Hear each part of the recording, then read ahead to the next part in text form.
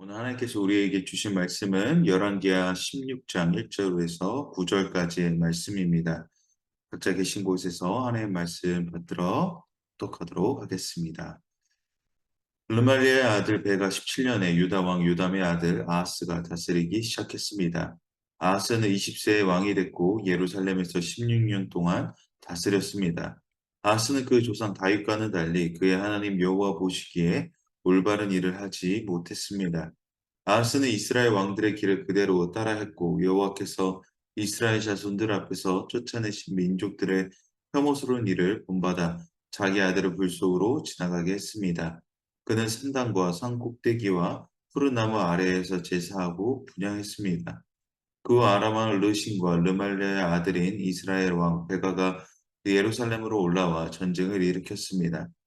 그들은 아하스를 포위했지만 굴복시키지는 못했습니다. 그때 아람 왕 르신이 엘랏을 빼앗아 아람에 편입시키고 엘랄에서 유다 사람들을 쫓아냈습니다. 그러자 에돔 사람들은 엘랏으로 옮겨갔습니다. 그래야 에돔 사람들이 오늘날까지 엘랏에서 살고 있습니다. 아하스가 아시리아 왕 디글랏필레셀에게 사람을 보내 말했습니다. 나는 당신의 종이며 당신의 아들입니다. 아람 왕과 이스라엘 왕이 나를 공격하고 있으니 올라와 나를 그들의 손에서 구해주십시오. 그리고 아하스는 여호와의 성전과 왕궁 금고에 있던 은과 금을 가져다가 아시리아 왕에게 선물로 보냈습니다. 아시리아 왕은 그 말을 듣고 다메섹을 치러 올라가 그 성을 함락시켰습니다.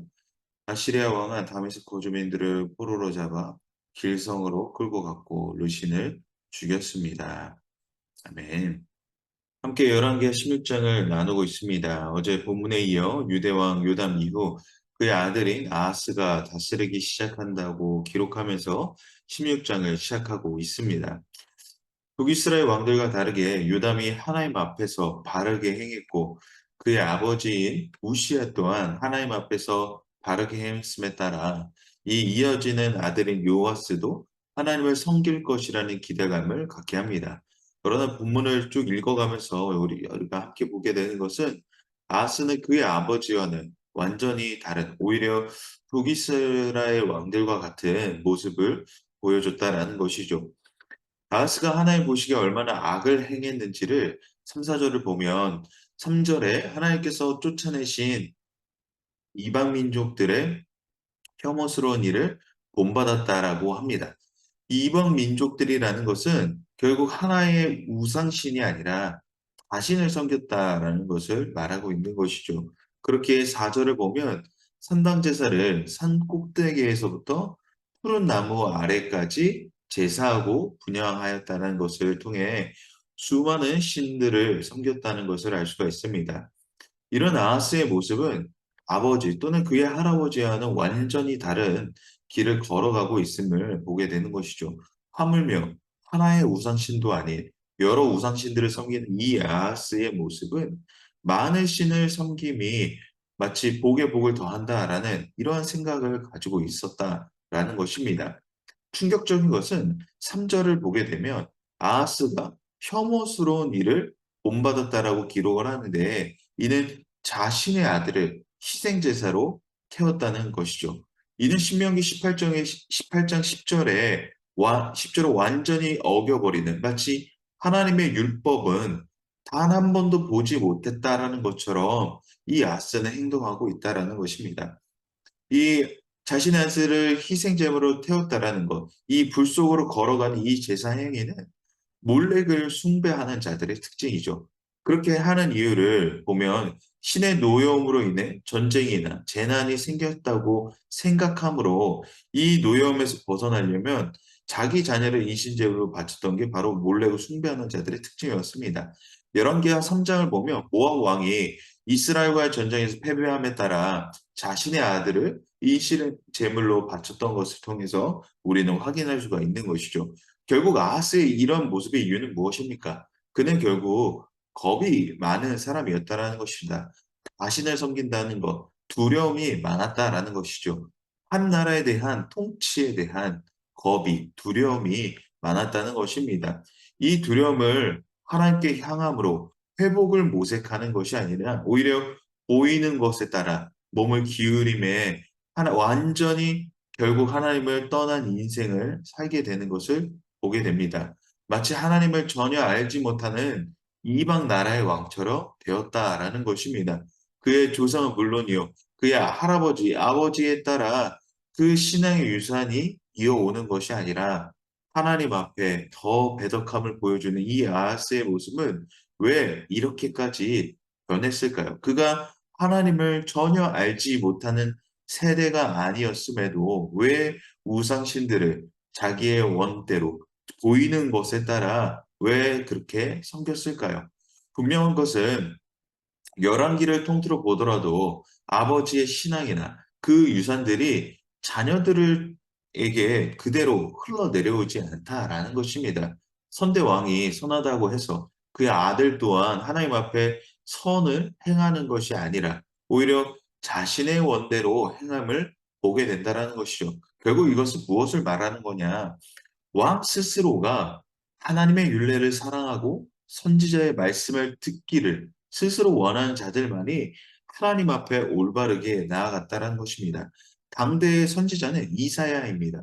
이사야가 얼마나 많이 이 왕들에게 가서 하나님께서 이렇게 돌아오기를 원하십니다라고 이야기를 했는지 이사야를 통해서도 우리가 면밀히 살펴볼 수가 있죠.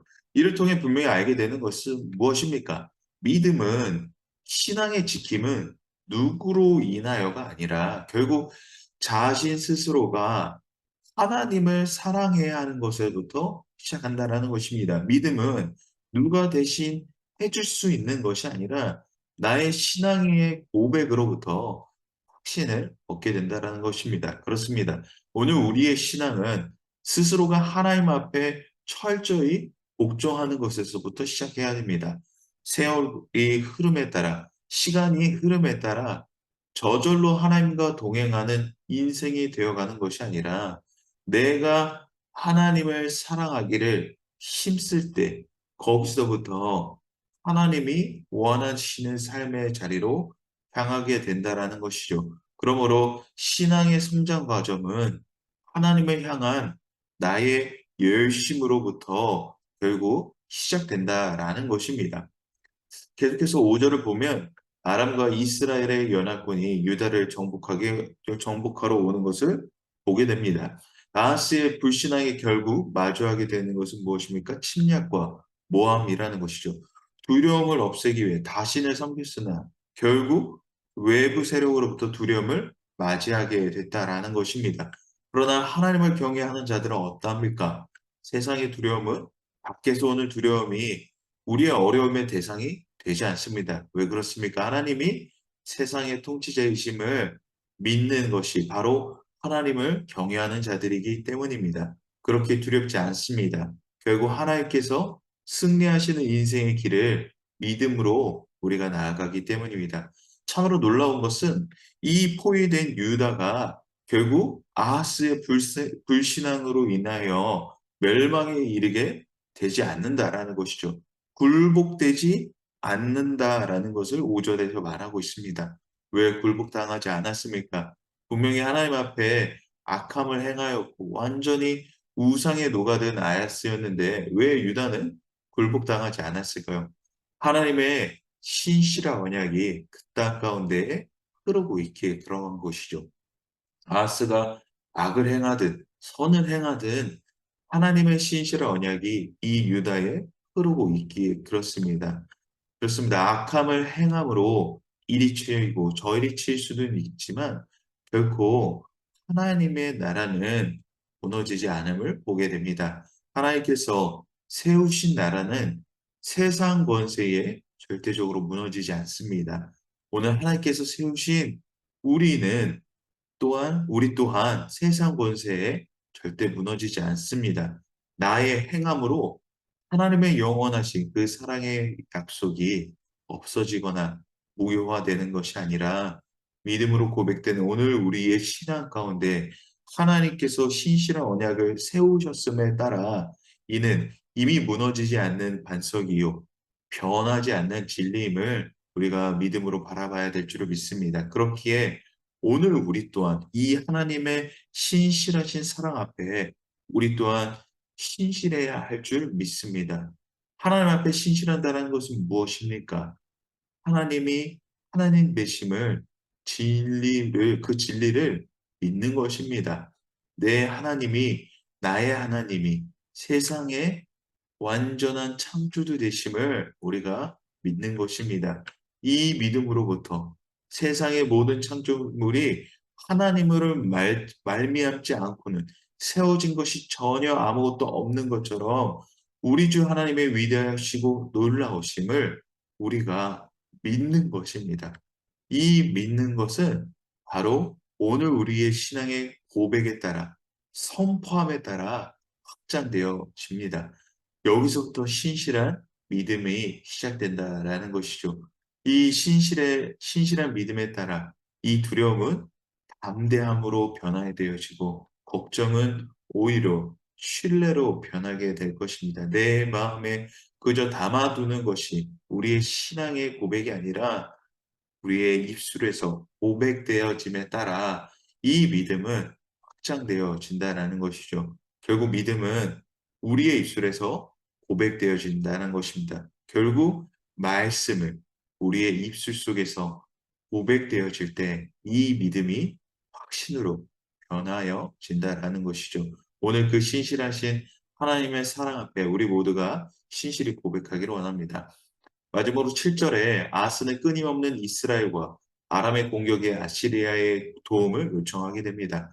포위당하고 공격을 당함에도 절대적으로 무너지지 않음이 하나님의 은혜로 말미암는 것을 알지 못하고 그가 앞서 자신이 할 수 있는 모든 우상들을 섬겼던 것처럼 이제는 아시리아에게 하나님의 성전에 있는 모든 것들을 가져다 바치면서까지 자신을 도와달라 합니다. 아스는 마치 하나님이 없다는 것처럼 말하죠. 나는 당신의 종이며 당신의 아들입니다. 라는 말을 합니다. 이 말을 하는 것을 보고 하나님께서 얼마나 슬퍼하셨을지 합니다.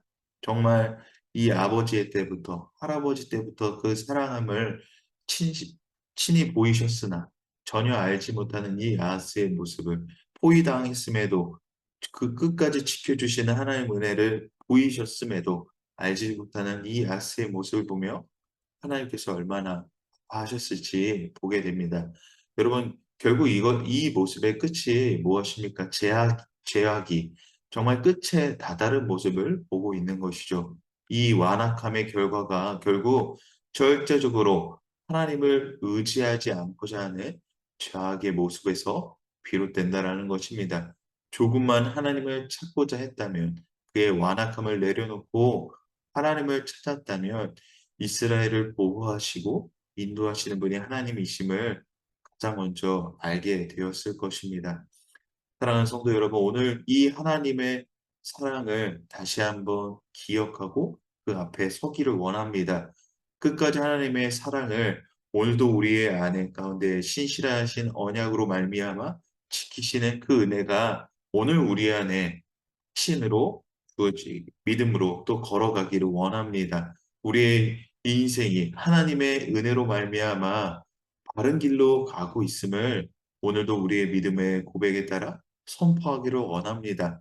그러므로 우리가 부단히 해야 할 것은 무엇입니까? 앞서 말씀드렸던 것처럼 하나님의 신실하신 그 사랑의 언약의 고백을 우리의 입술 속에서 계속해서 선포해 나아가야 할 것입니다. 그 길 가운데서 우리는 바른 길을 가고 있음을 확신하게 될 줄을 믿습니다. 하나님의 말씀을 말하는 것, 말씀을 읽는 자리로 하나님을 사모하는 자리 가운데에 열심히 우리가 늘 갈급하는 모든 영역 가운데에 체험이 될 줄을 믿습니다.